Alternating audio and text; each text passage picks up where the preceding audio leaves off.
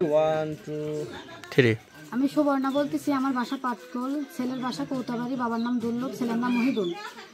ছেলে আমাকে 3 বছর হলো বিয়ের প্রলোভন দেখাইয়া মানে শারীরিক সম্পর্ক করার পরে যখন আমি বললাম যে আমাকে তুমি বিয়ে করো, তখন বলে যে তোমার স্বামীকে তুমি ডিভোর্স দাও।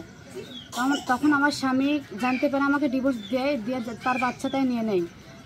তারপরে আমি ওর বাসায় যখন গেলাম, বিয়ের কথা বললো, আমি তখন ওর বাসায় গেলাম। তখন আমাকে মানে জোর করে আমার থেকে সব ফোন টোন সব কেড়ে নিয়ে আমার সাথে মানে মেরে ফেলে তোর হুমকি দিয়ে মানে আমার থেকে সব কেড়ে নিয়ে ওইখানে আমার খুব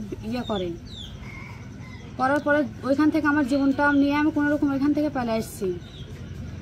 আসার পরে এখন তো আমি আইনের আশ্রয়ে গেছি। এখন আইনের যদি কোনো ব্যবস্থা যদি নেয় তাহলে ভালো, আর যদি না নেয় আমার বাবার বাড়ি এসে যাতে আমি থাকবো। আমার বাবার বাড়ির সে অবস্থা আমার ভালো না, আমি কোথায় থাকবো? আইনের আশ্রয়ে গেছি। আইনের আশ্রয়ে যদি আমি দেখি কোনো কিছু যদি হয়, আর যদি না হয় তাহলে আমার মৃত্যু ছাড়া, গলায় দড়ি দিয়ে মরা ছাড়া আমার কোনো উপায় নেই।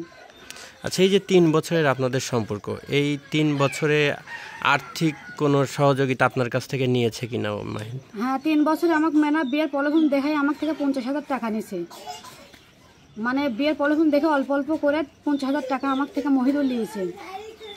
এখন নিয়ে এসে এখন বলতেছে যে উনি আমাকে আর বিয়ে করবে না। পরে যখন আমি বললাম তখন আমার বলেছে যে তোমার স্বামীকে তুমি ডিভোর্স দাও। পরে আমার স্বামী এলে জানাজানি হওয়ার পরে আমার স্বামী আমাকে ডিভোর্স দেয়। তারপরে বাসায় যে আমি উঠি, তারপরে জানতে পারি যে ওর বউ ছাল আছে। আমাকে বলেছিল আমার কোনো বউ ছাল নেই।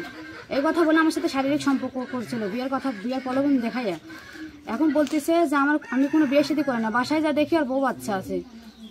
পরে আমাকে মানে খুব করে মারধর করে খুব মানে মেরে ফেলাদের হুমকি দেখাইয়া আমাকে ওইখান থেকে করছে। আমার জীবনটা নিয়ে আমি ওইখান থেকে পেলে এসেছি। আসার পরে যখন আমি থানায় আবার গেলাম, এখন থানায় যদি কোনো আমার সুষ্ঠু বিচার যদি লওয়া হয় তো ভালো, আর যদি না লওয়া হয় আমার বাবার বাড়ি এসে তো আমি থাকতেও পারবো না। আমার বাবার অবস্থাও খারাপ, আমি খুব গরিবের মেয়ে, আমার বাবার অবস্থা খারাপ। এখন যদি থানায় থেকে কোনো যদি নেয় ভালো, আর যদি না নেয় আমার গলায় দিয়ে দড়ি দিয়ে মরা ছাড়া কোনো উপায় নেই। আচ্ছা, থানায় কতদিন আগে আপনি অভিযোগ করেছেন? থানায় অভিযোগ করেছি 1 সপ্তাহ আগে। এটা কি অভিযোগ ছিল? এটা ছিল ধর্ষণ মামলা অভিযোগ ছিল।